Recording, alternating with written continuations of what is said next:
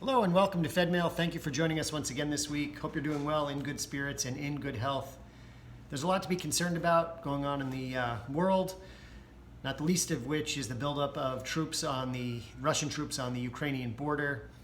Ukraine does have a significant Jewish community. We're concerned about, of course, our fellow Jews who live there, but also the fact that it creates a real situation of geopolitical instability with 190,000 or so Russian troops amassed on Ukraine's eastern border, and apparently a large military drill is scheduled to take place this weekend. I hope that cooler heads prevail and that the situation is resolved peacefully and amicably. I don't want to see anything serious or bad happen there.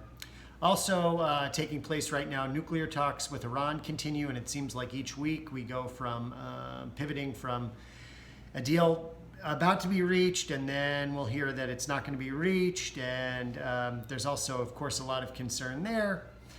We know from the experts on the situation that Iran has continued to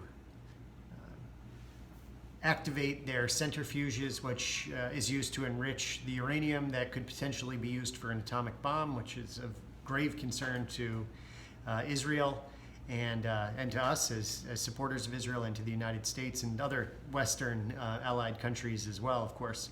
And then also just happening within the past 24 hours, a Hezbollah drone flew into Israeli airspace and was doing reconnaissance for about 40 minutes, and so the IAF, the Israeli Air Force, flew very low over Beirut earlier on Friday to send a message recognizing that this happened. So that's also deeply concerning. Hezbollah, of course, is a Iranian-backed military, a proxy of Iran that operates out of southern Lebanon. And then back to the situation in the Sheikh Jarrah neighborhood in Jerusalem, which had been a flashpoint last May, and that continues to be a major focus for all in the region. And then on our own soil, a Jewish mayoral candidate in Louisville had his life was threatened.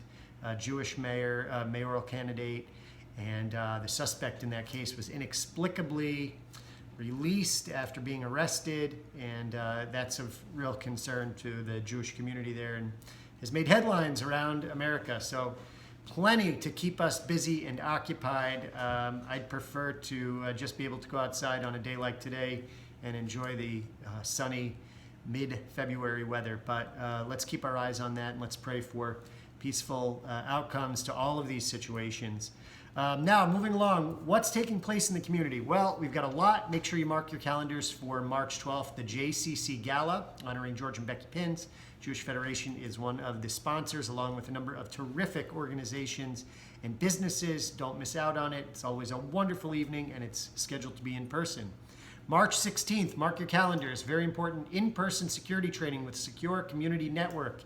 That is part of Jewish Federation's initiative to make sure all of our communities are safe. We're going to be holding a security training open to anyone in the community, March 16th during the day. Following day, March 17th, of course, is Purim.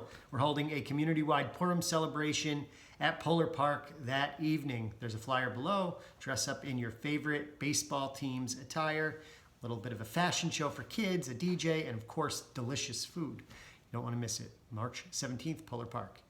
Moving ahead, if you save the dates, March 27th, Israeli trivia with our Shaliach Aviv. Looking forward to that. May 15th, Yom Ha'atzma'ot, Israel Bond celebration honoring Robin and Andy Feldman. Looking forward to that program. We also will be sending out an announcement for essays for the Yom Ha'atzma'ot contest, which we do every year. Yom HaShoah is also taking place coming this spring. So we will have a lot on the calendar for this spring. And of course, for those who are eligible, apply for the Queen Esther scholarships put on by our friends at B'nai B'rith. And we'd love to see you apply. In the meantime, be well, stay healthy. Don't let the news get you down. A lot of great things are happening. Don't be dismayed by what you see out there. taking place around the world, because we should see peaceful outcomes to all of this. Let's pray for peace and go into Shabbat with that in mind. So with that, Shabbat Shalom. Take care. I'll see you next week. Bye-bye.